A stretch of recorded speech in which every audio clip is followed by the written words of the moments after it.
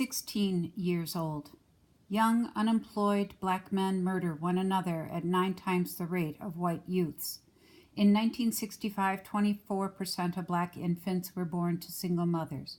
By 1990, the rate had risen to 64%. In 2005, it was just under 70%. Still, I'm saying, why do we reside in the ghetto with a million ways to die? From Every Ghetto by Nas. Shootout. Tanisha and I continued to see each other. William moved in with a girlfriend, and Tanisha hardly saw him anymore. At my place, the twins were crawling now, and the apartment felt even smaller and more cramped. None of the promises the politicians made on TV came true. I heard somewhere that the 10 and 9-year-old shooters had been charged with murder and were being held in juvie. Lakita died from an overdose. Darius, the disciple and wannabe rapper, was arrested for armed robbery. Precious and Imani both had babies, but now Terrell was hanging around a girl named Ambrosia. "Who needs ammo?" Jamar asked at a meeting on the 15th floor. Since gangbangers were shooting almost every day, they always needed more. Even though we were all in the same gang, we still had to pay. $1 a bullet? Jules sputtered. "How come we got to pay so much?" "You got to pay that much because I got to pay that much," Jamar said. Page 158. "That why you're driving a new Escalade?" Tyrone asked. "You don't like it? Get your own ammo somewhere else," Jamar said. "Whose side you on anyway?" asked Jules. Jamar began to move his lips, but then stopped and stared at the doorway. Marcus had entered the room. He looked at everyone, and his eyes settled on Jamar. $1's too high," he said. "But—" Jamar started to protest, then caught himself and gave Marcus a hard look. Marcus ignored him. "You heard me." Marcus had me sit in on meetings with Jamar and other high-level gang members, while street-level soldiers and dealers older than me were kept out. My job was to be quiet and listen. "How much?" Marcus asked one night in his apartment when Jamar brought in a gun dealer who had 3 AK-47s to sell. The dealer, Jamar, and Marcus were sitting in the deep black leather chairs in front of his flat-screen TV. A basketball game was on, the sound muted. I sat in a corner playing Underground Racer on my cell phone. $1,200 each, said the dealer, but I can hook you up with all 3 for 3 G's flat. "It's a good deal," Jamar said. "These guns got a hellfire switch to turn 'em automatic. You can empty a 50 clip in 5 seconds. Nobody's going to mess with that kind of firepower. Nobody." "I'll think about it," Marcus said. From my seat in the corner, I glanced up, curious to see how Jamar would take that reply. I expected that he'd be looking at Marcus or the dealer or the TV screen, but he wasn't. He was staring at me with a frown on his face. I looked back down at my cell phone. Jamar told the dealer to go out into the hall and wait. He closed the door and returned to the couch and Marcus. "We don't buy those guns, you know who will," he whispered urgently. "The Gentry boys get a hold of those things, they'll walk right over us." Marcus nodded gravely. "So?" Jamar asked impatiently. "Go out in the hall and give me a minute," Marcus said. "What?" Jamar sounded surprised. I couldn't remember Marcus ever sending him out before. "You heard me."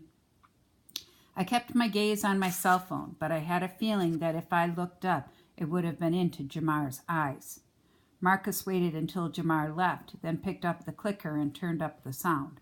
The roar of the basketball crowd filled the room while he went into the kitchen. Returning with 2 beers, he gestured for me to join him. "What do you think?" he asked in a low voice. Anyone out in the hall trying to listen would have heard only the game. I twisted the top off my beer and took a gulp. "I'm thinking maybe that dealer has more than 3 AKs. Maybe he has 6. Marcus tapped his knuckles against his chin.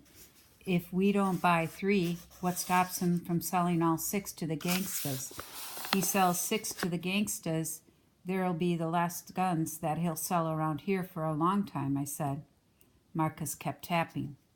"So you think the only way he can keep selling guns is if he keeps the sides even?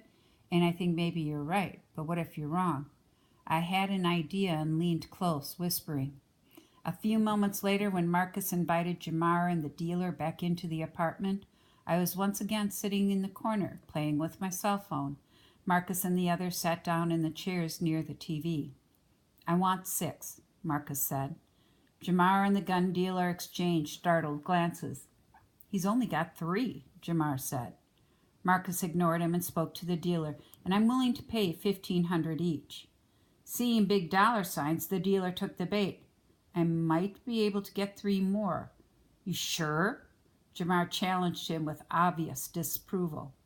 The dealer hesitated as if sensing he made a mistake. Well, 9 G's for the 6, Marcus said.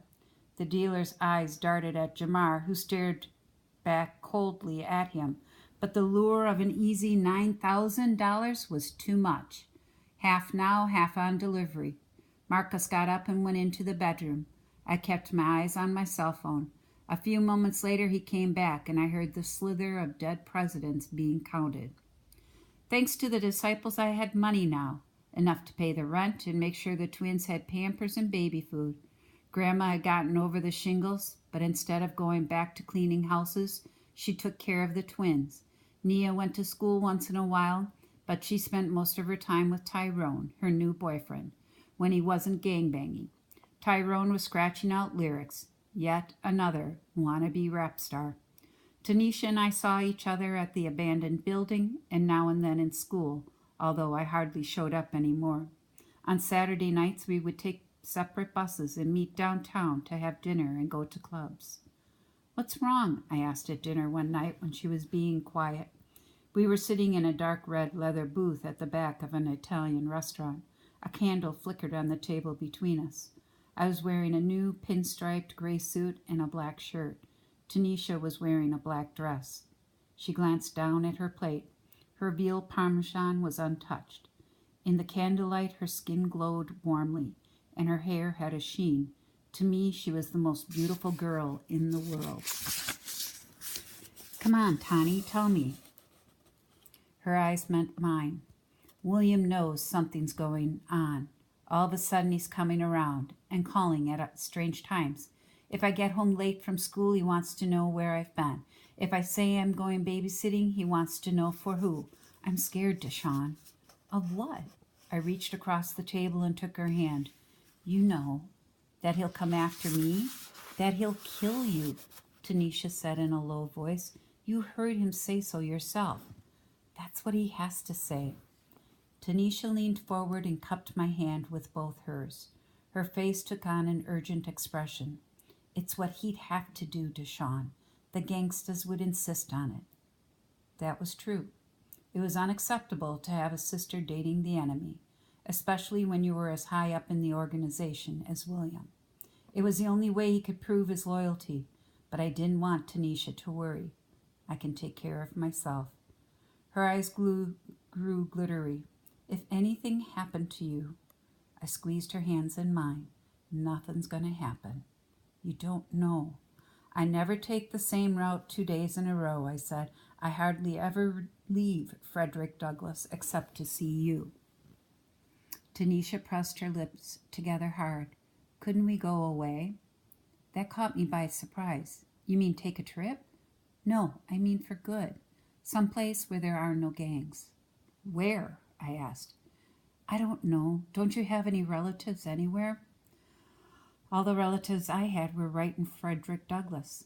The only life I'd never known was Frederick Douglass. I couldn't imagine leaving Grandma and Nia and my friends and going off to some strange place. We'll be okay, I said, trying to reassure her. I promise.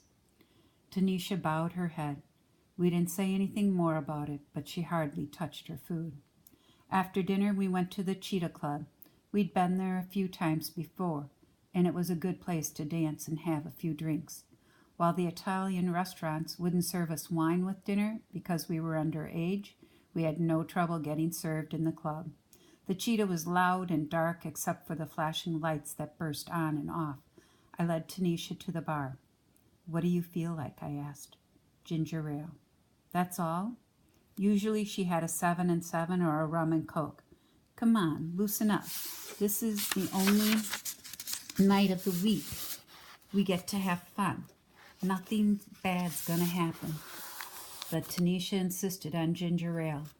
Afterward, we danced until it was time to go, then squeezed into a dark doorway near the bus stop and kissed. It was late and the streets were empty. The night air was warm, and a few of the brighter stars were visible in the dark sky. When the bus light's headlights appeared several blocks away, our kisses grew more passionate. The bus arrived. I began to let go, but Tanisha held on tightly. I love you, she whispered. It was the first time. I love you too, I whispered back. The driver looked at us impatiently. Tanisha eased her grip and backed away. Be careful. She climbed on and took the closest seat to the bus driver. The doors closed. Tanisha waved through the window and blew me a kiss. Having made